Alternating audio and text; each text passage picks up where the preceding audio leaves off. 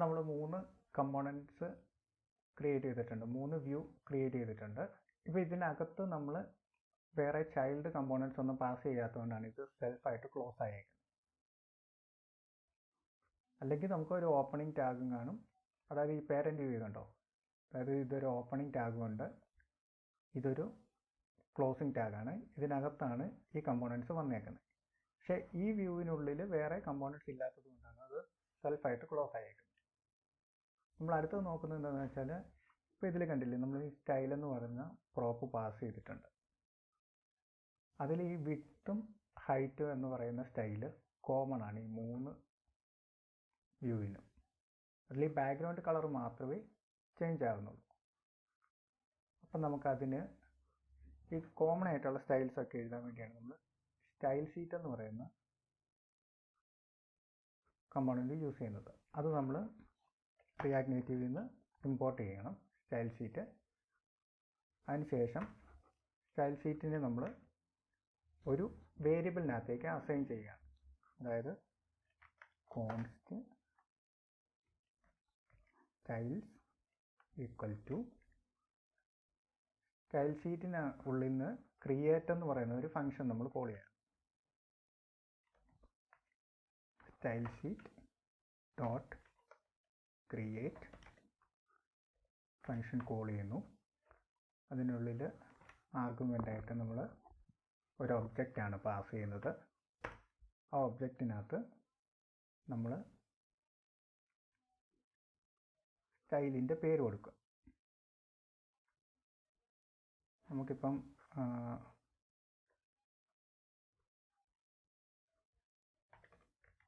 View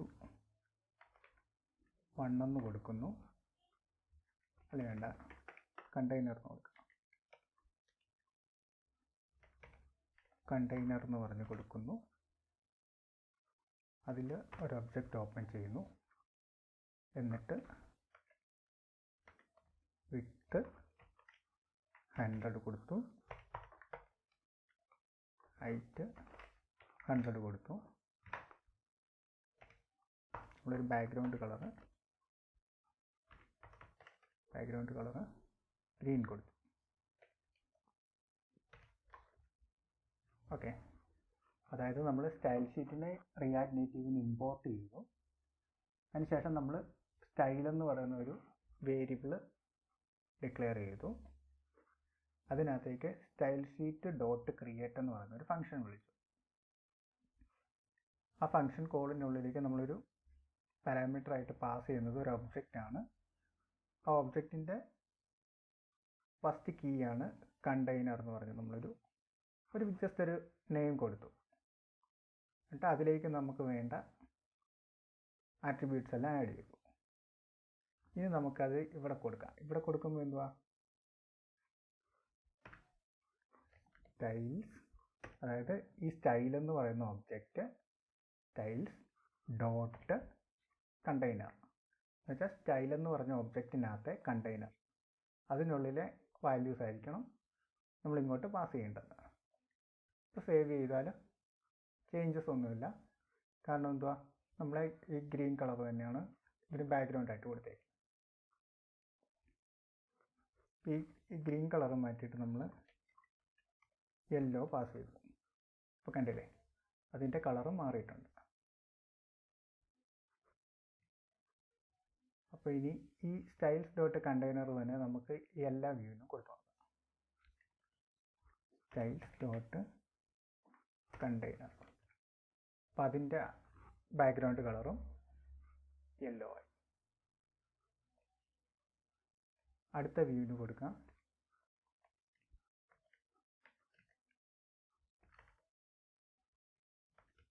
styles dot container, അപ്പോൾ അത് 3 yellow ആയി. കാരണം എന്തുവാ, നമ്മളിപ്പോൾ ഈ ഒരു സ്റ്റൈല് മാത്രമാണ് ഈ 3 വ്യൂവിനും കൊടുത്തേക്കുന്നത്.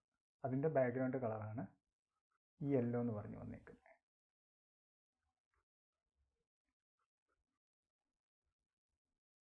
അപ്പോൾ നമുക്ക് ഈ ഒരു വ്യൂവിന് ഒരു സെപ്പറേറ്റ് ഒരു സ്റ്റൈലൂടെ ആഡ് ചെയ്യണമെന്ന് വെച്ചാൽ, അപ്പോൾ അതിനെന്തുവാ ചെയ്യേണ്ടതെന്ന് വെച്ചാൽ, നമ്മൾ ഈ ഒബ്ജക്റ്റ് ആയിട്ട് പാസ് ചെയ്യുന്നതിന് നമ്മളൊരു അറേ ആക്കണം. അറേ ആക്കിയതിന് ശേഷം നമുക്കൊരു കോമ ഇടാം. എന്നിട്ട് പുതിയൊരു ഒബ്ജക്റ്റ് സ്റ്റാർട്ട് ചെയ്യുന്നു. എന്നിട്ട് നമുക്ക് ഇവിടെ ബാക്ക്ഗ്രൗണ്ട് കളർ കൊടുക്കാം. Background colour green. അപ്പോൾ എന്തുവാ, ആ ഒരു വ്യൂവിൻ്റെ മാത്രം ബാക്ക്ഗ്രൗണ്ട് കളർ ചേഞ്ച് ആയിട്ടുണ്ട്. ഇതെന്താണെന്ന് വെച്ചാൽ നമ്മൾ ആദ്യത്തെ ആ വ്യൂവിന് നമ്മൾ ഈ കോമൺ ആയിട്ടുള്ള ഒരു സ്റ്റൈൽ കൊടുത്തു. അപ്പോൾ നമുക്ക് 2 സ്റ്റൈൽ അപ്ലൈ ചെയ്യണം അല്ലേ. ഇപ്പോൾ 2 സ്റ്റൈൽ അപ്ലൈ ചെയ്യാനായിട്ട് നമ്മൾ ആ പാസ് ചെയ്യുന്നതിന് ഒരു അറേ ആക്കി. ആ അറേക്കുള്ളിൽ നമ്മൾ ആദ്യത്തെ ഒബ്ജക്റ്റ് കൊടുത്തു, കോമ ഇട്ടു, നമ്മൾ രണ്ടാമത്തെ ഒബ്ജക്റ്റ് കൊടുത്തു. അതാണ് ബാക്ക്ഗ്രൗണ്ട് കളർ ഗ്രീൻ. ഇനിയിപ്പോൾ ഇതിൻ്റെ വിഡ്ത്ത് നമുക്ക് മാറ്റണമെങ്കിൽ 150 എന്ന് കൊടുക്കാം. ആ ഒരു വ്യൂവിൻ്റെ മാത്രം വിഡ്ത്ത് ഇൻക്രീസ് ആയി. ഇപ്പം നമുക്ക് ഇവിടെ പുതിയൊരു സ്റ്റൈലായിട്ട് ക്രിയേറ്റ് ചെയ്യാം. ഇപ്പം എന്താ,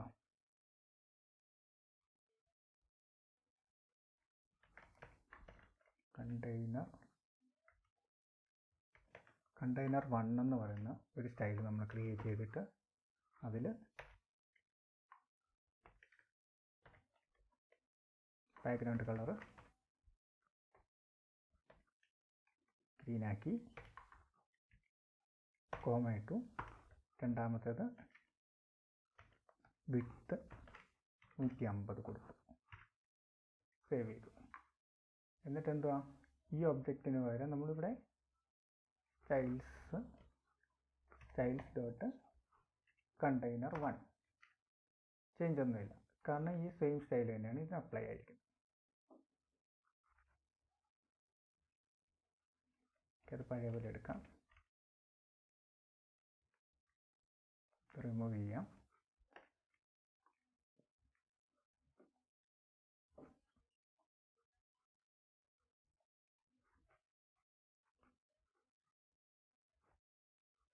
അതേപോലെ തന്നെ നമുക്ക് രണ്ടാമത്തെ വ്യൂവിന് ഒരു അറേ ആയിട്ട് പാസ് ചെയ്യാം. എന്നിട്ട് അതിലൊരു ഒബ്ജക്റ്റ് ക്രിയേറ്റ് ചെയ്തിട്ട് ബാക്ക്ഗ്രൗണ്ട് കളർ നമുക്ക് വേറൊരു കളർ കൊടുക്കും, റെഡ് എന്ന് കൊടുക്കും. അപ്പോൾ ഇതെന്തുവാ, നമുക്ക് കോമൺ ആയിട്ടൊരു സ്റ്റൈലുണ്ട്, അതിൻ്റെ കൂടെ നമുക്ക് എക്സ്ട്രാ ഒരു സ്റ്റൈൽ കൂടെ ആഡ് ചെയ്യാം. ഓക്കെ, ഇപ്പോൾ നമ്മുടെ കമ്പോണൻറ്റ്സ് എല്ലാം ടോപ്പ് ടു ബോട്ടം ഓർഡറിലാണ് വന്നേക്കുന്നത്. നമ്മൾ ഇതിനകത്ത് ഈ കമ്പോണൻറ്റ്സ് ഒന്നും ഇല്ലെന്ന് വെച്ചോ, ഒരൊറ്റ വ്യൂ ഉള്ളൂ നമുക്ക്. ആ വ്യൂ ആണെങ്കിൽ നമുക്ക് കാണാനും പറ്റുന്നില്ല. അപ്പം അത് കാണാനായിട്ട് നമ്മൾ സ്റ്റൈൽ കൊടുക്കും അല്ലേ. Style equal to styles dot container. അപ്പോൾ നമുക്ക് ആ ഒരു എല്ലോ കണ്ടു. പക്ഷെ എന്തുവാ, നമ്മുടെ ഈ സ്ക്രീൻ മൊത്തം നമുക്ക് ഈ വ്യൂ വേണം. അപ്പം അതിനെന്ത് ചെയ്യും, അതിന് നമ്മളിപ്പോൾ എന്തുവാ, ഒരു വിഡ്ത്ത് കൊടുത്തിട്ടുണ്ട് 100, ഹൈറ്റ് കൊടുത്തിട്ടുണ്ട് 100. അപ്പോൾ വിഡ്ത്തും ഹൈറ്റും നമ്മൾ റിമൂവ് ചെയ്തിട്ട് ഫ്ലെക്സ് എന്ന് പറയുന്ന ഒരു ആട്രിബ്യൂട്ട് ആഡ് ചെയ്യാണ്. അതിൻ്റെ വാല്യൂ 1 കൊടുത്താൽ ഫ്ലെക്സ് 1 ആണെങ്കിൽ എത്ര സ്പേസ് ഉണ്ടോ ആ സ്പേസ് മൊത്തം ആ വ്യൂ എടുക്കും. അതായത് നമ്മുടെ സ്ക്രീൻ ഫുൾ എത്ര സ്പേസ് ഉണ്ടോ ആ സ്പേസ് മുഴുവൻ ഫ്ലെക്സ് 1 കൊടുക്കുമ്പോൾ എടുക്കും.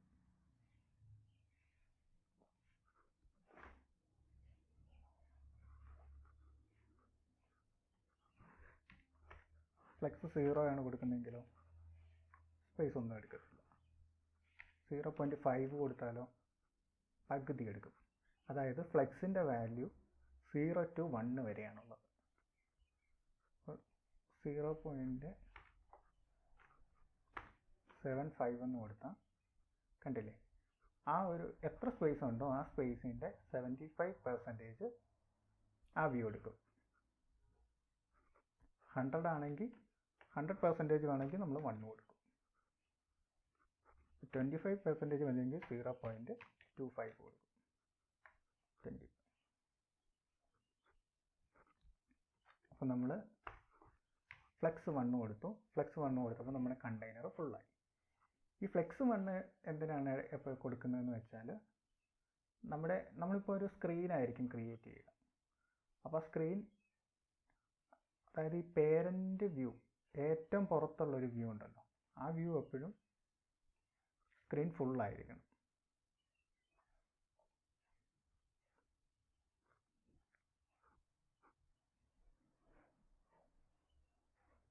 ഓക്കെ, ഇപ്പം നമ്മളൊരു പേരൻ്റ് വ്യൂ ക്രിയേറ്റ് ചെയ്തിട്ടുണ്ടല്ലേ.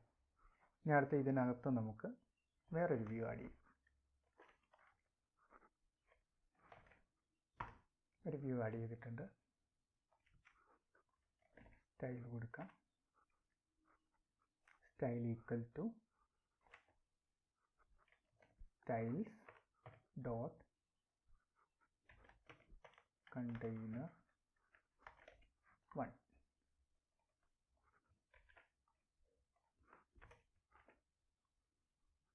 നമ്മൾ കണ്ടെയ്നർ 1 എന്ന് പറയുന്നൊരു സ്റ്റൈൽ ഇവിടെ ക്രിയേറ്റ് ചെയ്തു.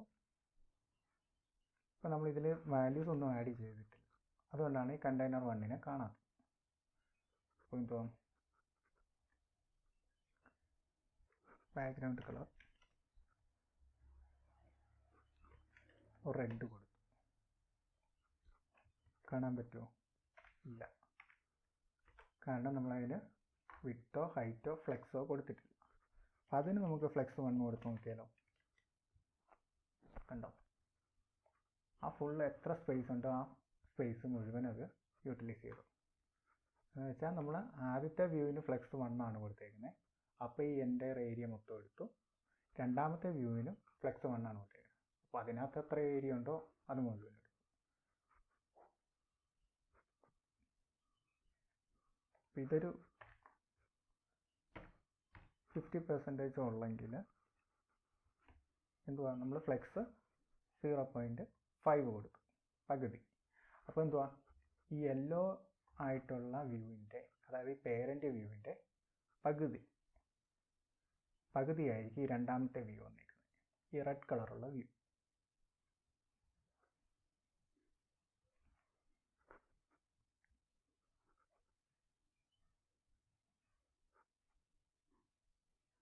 ഈ പേരൻ്റ് വ്യൂവിൻ്റെ കളറ് ഞാൻ വൈറ്റ് ആക്കുന്നു.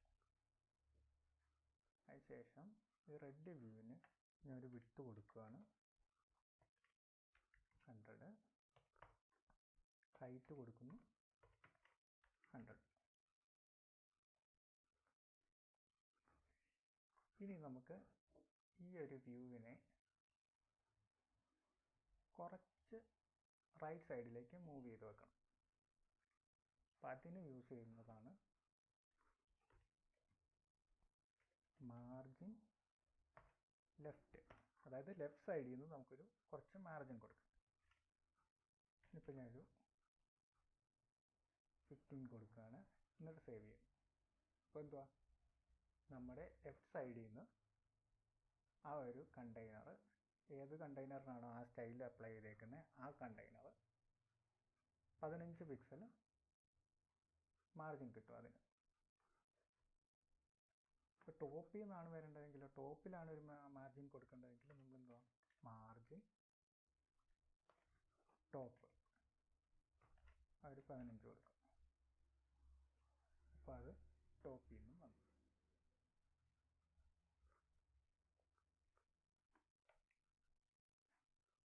നമുക്ക് മാർജിൻ റൈറ്റ് കൊടുത്ത് നോക്കാം. മാർജിൻ റൈറ്റ് 15 കൊടുത്തു. ചേഞ്ച് ഒന്നുമില്ല, കാരണം എന്തുവാ, അതിന് ആ ഒരു സൈഡ് വരെയുള്ള വിഡ്ത്ത് ഇല്ല. അതിന് സെയിം തന്നെയായിരിക്കും നമ്മൾ മാർജിൻ ബോട്ടം കൊടുത്താൽ.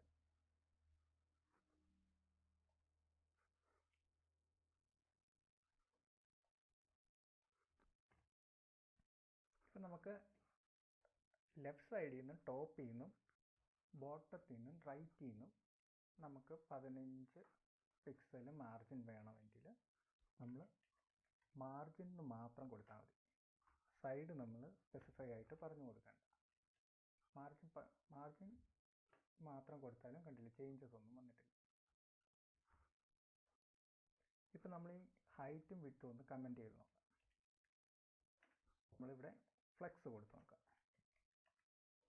ഫ്ലെക്സ് 1 കൊടുക്കാം. അപ്പോൾ എന്തുവാ, ഞാൻ ആദ്യം പറഞ്ഞിട്ടുണ്ടായിരുന്നു ഫ്ലെക്സ് 1 കൊടുത്താൽ എത്ര ഏരിയ ഉണ്ടോ ആ ഏരിയ ഫുള്ള് നമ്മുടെ കണ്ടെയ്നർ എടുക്കും.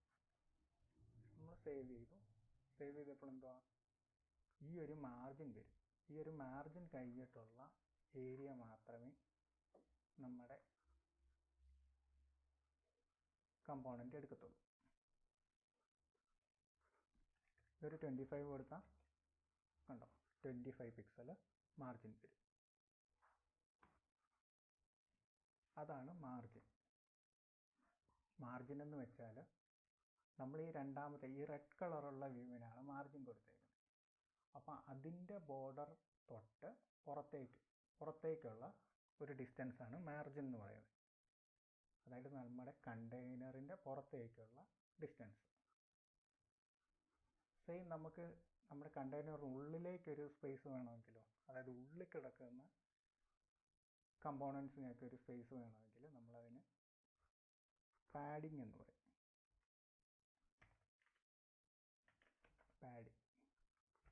പാഡിങ് ഒരു 25 നമ്മൾ കൊടുത്തിട്ടുണ്ട്. പക്ഷെ നമുക്കിപ്പോൾ കാണാൻ പറ്റില്ല. അതെന്തുവാ, ആ വ്യൂവിനുള്ളിൽ ഒന്നുമില്ല. അപ്പോൾ നമ്മൾ രണ്ടാമത്തെ വ്യൂവിൽ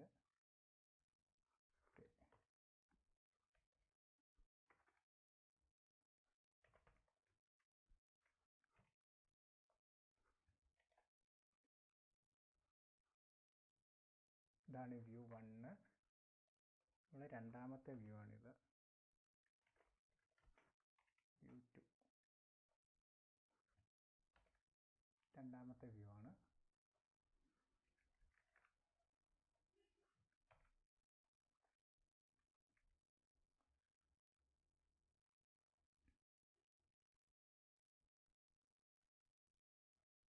സെയിം അതിനകത്ത് നമ്മൾ മൂന്നാമതൊരു വ്യൂ കൊടുക്കുകയാണ്. വ്യൂ 3. പുതിയൊരു വ്യൂ ആഡ് ചെയ്യാനായിട്ട്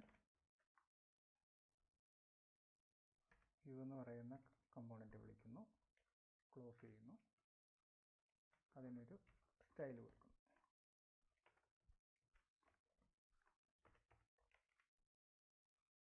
സ്റ്റൈൽ കൊടുക്കുകയാണ്. വിഡ്ത്ത് ഒരു 100 കൊടുത്തു, ഹൈറ്റ് ഒരു 100 കൊടുത്തു. ബാക്ക്ഗ്രൗണ്ട് കളർ ഒരു ഗ്രീൻ കൊടുത്തു. ഓക്കെ, എന്നിട്ട് ഈ പാഡിങ് നമുക്കൊന്ന് കമൻറ്റ് ചെയ്യാം. ഓക്കെ, അതായത് നമ്മളിപ്പം ഈ രണ്ടാമത്തെ ഈ റെഡ് വ്യൂവിനുള്ളിൽ നമ്മൾ പുതിയൊരു വ്യൂ ആഡ് ചെയ്തു, ഈ ഗ്രീൻ വ്യൂവിനെ ആഡ് ചെയ്തു. അപ്പം നമുക്ക് നമ്മുടെ ഈ പേരൻ്റ് വ്യൂവിനെ വെച്ച് ഈ ഗ്രീനിന് ഒരു സ്പേസ് കൊടുക്കണമെങ്കിൽ നമ്മൾ പാഡിങ് എന്ന് പറയുന്ന പ്രോപ്പർട്ടി യൂസ് ചെയ്യും. പാഡിങ് കൊടുത്തപ്പം എന്തുവാ, ഈ റെഡ് വ്യൂവിൻ്റെ ഉള്ളിലെ സ്പേസ് ആണ് വന്നത്.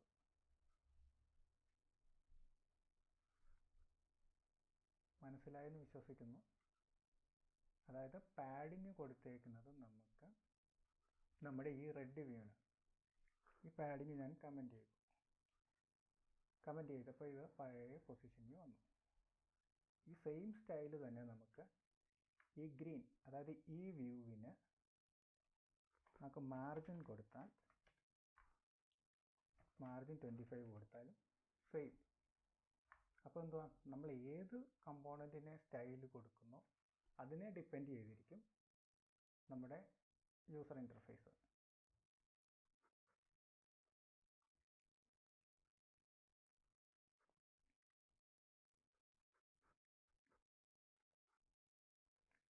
ഇനി ഈ പാഡിങ് എന്ന് കൊടുത്താലോ, അൺകമൻറ്റ് ചെയ്ത് നോക്കാം. അപ്പോൾ എന്തുവാ, ഈ പേരൻ്റ് വ്യൂവിൻ്റെ ഒരു പാഡിങ് വന്നു, ഈ ചൈൽഡ് വ്യൂവിൻ്റെ ഒരു മാർജിനും വന്നു. അതുകൊണ്ടാണ് ഇത് രണ്ട് സൈഡിൽ നിന്നും ഇത്രയും ഗ്യാപ്പ് വന്നത്. അത് ഓർത്തിരിക്കണം.